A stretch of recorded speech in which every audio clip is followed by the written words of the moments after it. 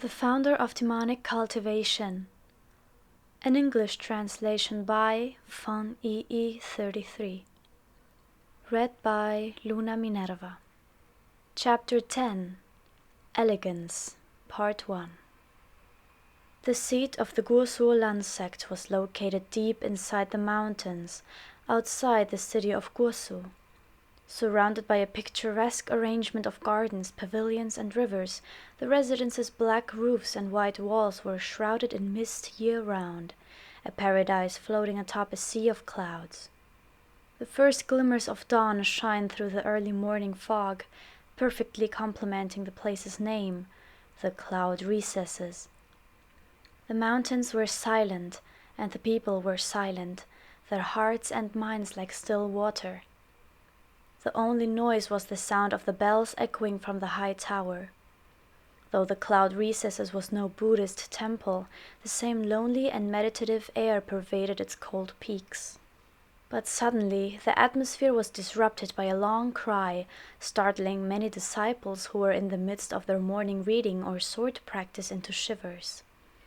They were unable to stop themselves from peering toward the main entrance, the source of the noise. Wei Wuxian stood before the gate, crying and clinging on to his donkey. Lan Jin said, "Why are you crying? You're the one who said you like Lan Wangji. Now he even brought you home, so what are you howling for?" Wei Wuxian's eyebrows were wrinkled, his lips frowned, and his face was the perfect picture of misery. After the night at Dafan Mountain, he hadn't had a single opportunity to re-summon Wenning or to investigate why Wenning had lost his conscience awareness. Even less did he know why his old right-hand man had returned to the mortal world, yet Lan Wangji had already taken him back home. When Wei Wuxian was young, he and the junior disciples of other clans had been sent to the Lan clan for 3 months to receive instruction, during which he had personally had a taste of the Woooowww Lan sect's oppressive dullness. He was still suffering from lingering trauma caused by the 3,000+ clan rules, etched in cramped lines over the entire surface of the Wall of Discipline. Earlier, when he was being hauled up the mountain like a captive, he had glanced at that rock wall as they passed, only to find out another 1,000 rules had been added. Now there were over 4,000. 4,000! Lan Jin said, "All right, stop being so noisy. Making a racket is prohibited inside the cloud recesses." Wei Wuxian was making a racket because he didn't want to enter the cloud recesses. Once he was dragged inside, escape would be difficult. Back when he had come for the lectures, every clan's disciples had been given a jade token, which they kept on their person in order to freely enter and exit. Otherwise, there was no way to pass through the barrier surrounding the cloud recesses. Over 10 years had passed since then, so security could only have grown tighter. Lan Wangji stood silently before the mountain gate, watching Wei Wuxian with a cool, detached gaze, turning a deaf ear to his wailing. He waited for them to dampen and then said, "Permit him to cry. Once he tires, bring him in." Hugging the little donkey, Wei Wuxian cried even more pathetically and smacked his head into his animal companion a few times. Too cruel. He had believed getting whipped by Dian would clear him of any suspicion, and thus had been momentarily filled with smug glee.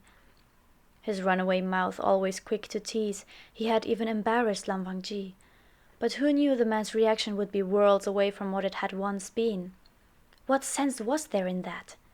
Was it possible that, after so many years, not only had his level of cultivation increased tremendously, but so had his narrow-mindedness?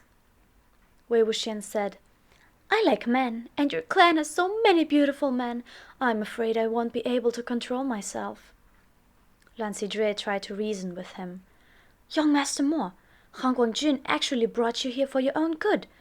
If you hadn't come with us, Chief Zhang wouldn't have let you go. These past several years he's caught and dragged countless people back to Lotus Pier and tortured them for information. He's never let anyone go." Lan Jin said, "That's right. You've probably never seen Chief Zhang's methods yourself. They're downright cruel." At this point he remembered the prohibition against talking badly about someone behind their backs, and snuck a glance at Lan Wangji. Only upon seeing that Han Guangjun had no intention of punishing him did he dare to continue muttering. "It's all the yearling Lao Zuo's fault for stirring up trouble. So many people are copying him instead of learning cultivation properly. Not to mention Chief Zhang suspects everything that moves. If he tries to catch everyone, when will he ever be done? And look at yourself playing your flute like that. Ugh." This "oomph" said more than 1,000 words. Wei Wuxian felt the need to defend himself. "This really... I mean, if I told you, you might not believe me, but normally my flute playing is pretty decent." Before he could finish, several white-robed cultivators stepped through the main gate. They wore the Lan uniform, which resembled slow, soft billows of unadorned snow. The man standing at the head was tall, slim, and graceful, and around his waist hung not just a sword, but also a xiao of white jade. When Lan Wangji saw him, he bent his head slightly in accordance with etiquette, and the man did the same in turn. He looked at Wei Wuxian, smiled, and said, "Wangji never brings guests home. What's your name?" When the man stood across from Lan Wangji, it was like seeing two sides of a mirror, except Lan Wangji's eyes were light like ceramic glaze, whereas the man's eyes were gentle, warm, and dark. He was Lan Huan, the chief of the Guosu Lan sect, Jun Lan Xichen. Different places' water and soil nurtured different kinds of people. The Guosu Lan clan had always been widely known for producing many beautiful men. But this generation's twin jades were unusually beautiful, even by the standards of Lan clan. Though the two brothers hadn't been born at the same time, their appearances were very similar, and it was difficult to say whose was superior. But though they looked nearly identical in disposition, they were like night and day. Lan Xichen was gentle, warm, and open-hearted, whereas Lan Wangji was excessively solemn and cold, and kept everyone at 1,000-mile distance. Thus, he could not be described as the least bit amiable. In the world of cultivation, the former was considered first among all the young masters in behavior and appearance, and the latter the second. Lan Xichen was every bit deserving of the title of clan chief. Upon seeing Wei Wuxian clinging onto the donkey, not a single odd expression crossed his face. Smiling from ear to ear, Wei Wuxian released the animal and greeted him. The Guosu Lan sect attached a great deal of importance to seniority and hierarchy. If he vomited nonsense in front of Lan Xichen, they would beat him with a stick all the way from the cloud recesses to the bottom of the mountain. But who would expect that just as Wei Wuxian was preparing to conspicuously extend his hand, Lan Wangji would glance at him and seal his lips shut? Lan Wangji's gaze returned to Lan Xichen, and he continued speaking politely. "Brother, will you visit Lian Fangzun again?" Lan Xichen nodded. We will be deliberating over the plans for the next discussion conference at Koi Terrace." Unable to open his mouth, Wei Wuxian trudged resentfully back to the donkey's side. Lian Fangzun was the current chief of the Lanling Jin sect, Jin Guangyao, one of the Jin Guangshan's acknowledged illegitimate children.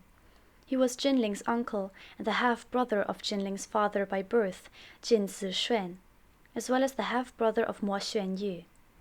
Though he and Mo Xuanyu were both illegitimate, their fates were as different as heaven and earth.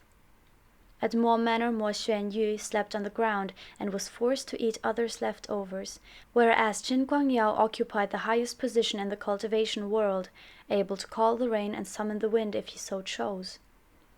If he wanted to call Lan Xichen to Koi Terrace, he did it, and if he wanted to hold a discussion conference, he did that too.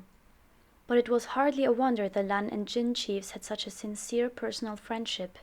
After all, they were sworn brothers. Lan Xichen said, "Uncle has taken the object you brought back from Mo Manor for inspection." Upon hearing the words Mo Manor, Wei Wuxian's interest couldn't help but be piqued. He felt his lips part. Lan Xichen had lifted the silencing spell. The clan chief said to Lan Wangji, "Not only is it rare for you to bring home a guest, it's also rare to see you this happy. But be sure to behave hospitably, not like this." "Happy?" Wei Wuxian scrutinized Lan Wangji's face closely. How could anyone tell he was happy? After watching Lan Xichen leave, Lan Wangji said, "Haul him in." Wei Wuxian was thus dragged into the place he had promised never again to set foot in. Prior to this, all who had entered the gates of Lan Clan had been distinguished cultivators. The clan had never had such a guest before, so all the juniors involved in pushing, shoving, and pulling Wei Wuxian in found the experience novel and a great deal of fun. Were it not for their clan's strict rules, they would have giggled the entire way. Lan Jingyi said, "Han Guangjun, where should we take him?" Lan Wangji said, "The silence room." "The silence room?" Wei Wuxian had no idea what was happening. Everyone else stared at each other in shock, afraid to make a sound. The silence room was Lan Wangji's study and bedroom. He never let anyone inside. Minimalistically furnished, the silence room did not host a single superfluous object. A chin table sat in front of a silk screen painted with drifting clouds, which slowly changed with the wind. In the corner, sitting atop a three-legged incense stand, was a lattice-work incense burner made of white jade. A light smoke rose from it in delicate spirals, filling the room with sandalwood's cold fragrance. When Lan Wangji left to discuss important matters with his uncle, Wei Wuxian was shoved inside the room. But not long after Lan Wangji stepped outside, Wei Wuxian's foot was also through the door. He strolled around the cloud recesses, and sure enough, he found he needed a jade token to pass the gates. Even if he climbed over the meters-high white walls, the wards would immediately fling him off, and furthermore the stunt would attract all of the nearby patrolmen post-haste. Wei Wuxian had no choice but to return to the silence room. Regardless of the kind of difficulty he encountered, he was never truly anxious. He paced back and forth around the space, confident that sooner or later some solution would find its way into his head. The cool, clear scent of sandalwood pervaded the room, and though it didn't exactly trigger sentimental feelings, it had its own particular poignancy. He began speculating idly. Lan Zhan's scent must come from the fragrance drifting out of the incense burner. It probably sticks to his clothes when he's here practicing the guqin or meditating. After having these thoughts, Wei Wuxian couldn't help but edge towards the incense stand in the corner. As he approached, he noticed the wooden floorboard beneath his feet was obviously different from the others. Curiosity piqued, he began knocking on the floor around him in all directions. In his previous life, he had done more than his fair share of grave robbing and sniffing out holes in the ground, so he found and flipped the loose board before too long. The fact that he had discovered a secret compartment in Lan Wangji's room was already a surprise enough for Wei Wuxian. But when he saw clearly what was hidden inside, he was stunned speechless.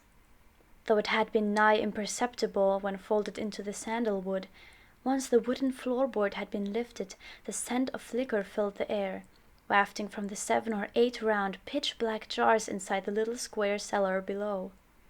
Lan Wangji had indeed changed. Now he even hid liquor inside his room. Alcohol was prohibited inside the cloud recesses. Because of this, the first time Wei Wuxian and Lan Wangji had met, they had gotten into a minor scuffle, and Lan Wangji had even knocked over a jar of Emperor's Smile he had brought up all the way from Guosu City at the base of the mountain. After he left Guosu and returned to Yunmeng, Wei Wuxian never had another opportunity to taste the renowned Emperor's Smile. For his whole lifetime, he always said that when he had the chance he would return and try some, but he never did. There was no need to open the jar to figure out what kind of alcohol was hidden here. As soon as he smelled it, he knew it was Emperor's Smile. He had had no idea he would discover one day that someone who was as much of a stickler for rules as Lan Wangji, who had never touched a drop of alcohol before in his life, had in fact dug out a secret compartment in his room for the purpose of hiding the forbidden drink. The heavens had truly rewarded him with this reincarnation. Wei Wuxian sighed ruefully as he downed a jar. His alcohol tolerance was very high, and he always craved it. After thinking for a moment, he concluded that Lan Wangji owed him a jar of Emperor's Smile, and after the debt had gone so many years unpaid, he surely deserved some interest as well. Thus he drank another jar. Just as he had drunk enough to be tipsy, his mind had a flash of brilliance. How hard could it actually be to get a jade passage token if he really wanted one? Inside the cloud recesses there was a cold spring with mystical properties, which the male disciples of the clan were permitted to use for cultivation. Some said it had the ability to calm hearts, cleanse minds, cool inflammation, these types of effects. When entering the cold springs, the disciples naturally had to remove their clothes, and after removing all their clothes, they would hardly use their mouths to hold on to the jade tokens. Wei Wuxian clapped his hands and finished off the last mouthful of the jar he was currently drinking.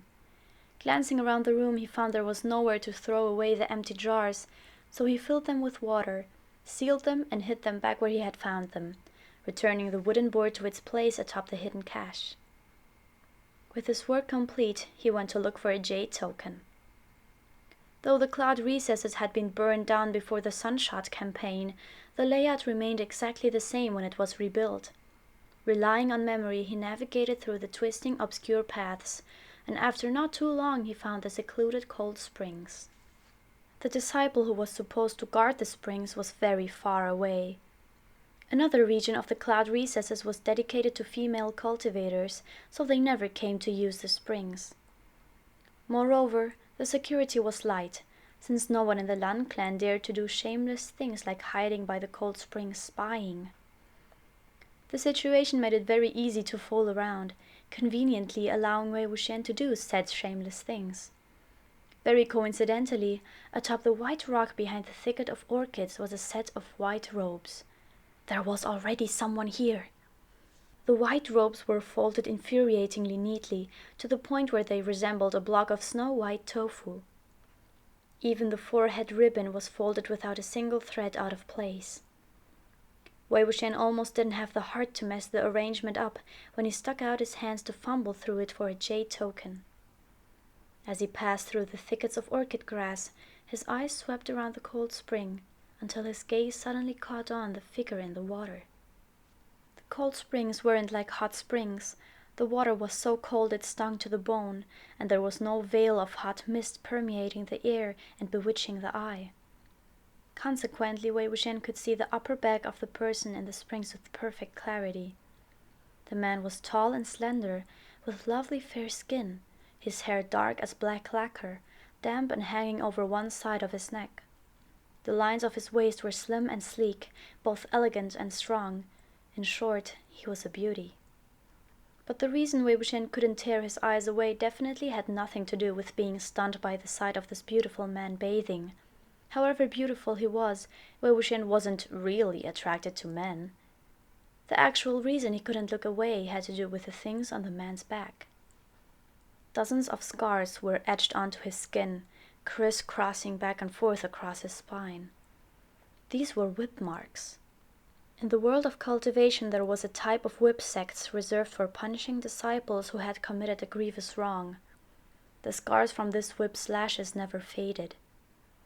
Though Wei Wuxian had never been struck by it, Jiang Cheng had. Despite racking his brains and trying everything, he had never come up with a method to lighten the shameful marks. Thus, Wei Wuxian would never mistake these scars. Usually, the one being punished was only lashed once or twice. The whip already taught a very harsh lesson, more than enough to engrave the episode into wrongdoers' memory for their entire life. They would never dare make such a mistake again. Yet, by a conservative estimate, this person's back had at least 30 whip scars. What kind of sin could he have committed to be beaten so badly? If it had really been so disgraceful, why hadn't they just killed him? At this time, the man in the springs turned around. Beneath his collarbone, near his heart, there was a distinct brand-like mark. As soon as Wei Wuxian laid eyes upon it, he was completely dumbfounded.